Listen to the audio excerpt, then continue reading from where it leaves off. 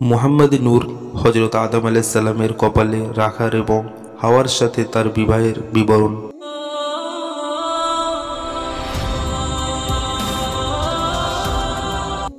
মাটির সাথে নবীর নূর মিশ্রণ করে আল্লাহ তার দ্বারা এক সূরত তৈরি করে তাকে আরশে নিয়ে রাখলেন।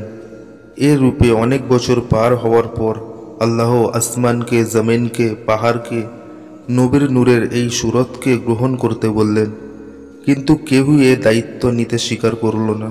অতঃপর আল্লাহ আগুন, পানি, মাটি, বায়ু মিশ্রিত করে আদম আলাইহিস সালামের মূর্তি তৈরি করে তাতে পাক রূহ ফুঁক দিলেন।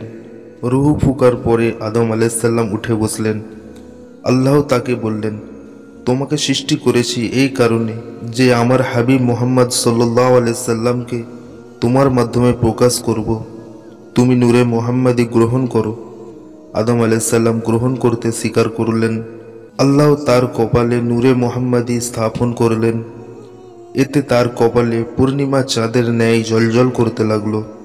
পরে আল্লাহ 700 পায়া বিশিষ্ট এক সিংহাসন তৈরি করে তাতে আদম নবীকে বসিয়ে বড় 4 ফেরেশতাগণের পিঠে উঠিয়ে দিলেন।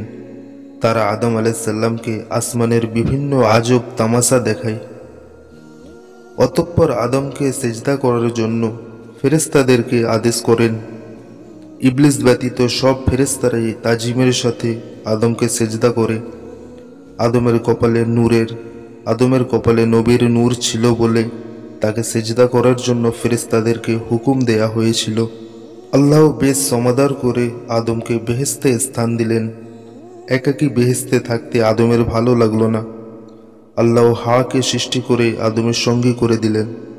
আদম হাওয়াকে দেখে আশেক হলো এবং তাকে ধরতে চাইল। ফেরেশতারা আদমকে বলল, এর সাথে বিবাহ না হলে একে ধরতে পারবে না। আল্লাহ হাওয়ার সাথে আদমের বিয়ে পড়ান এবং নিজেই বিবাহের খুতবা দেন। বিবাহের পর আদম আলাইহিস সালাম আল্লাহকে বললেন, হাওয়ার বিবাহের কি মোহর আমি দেব?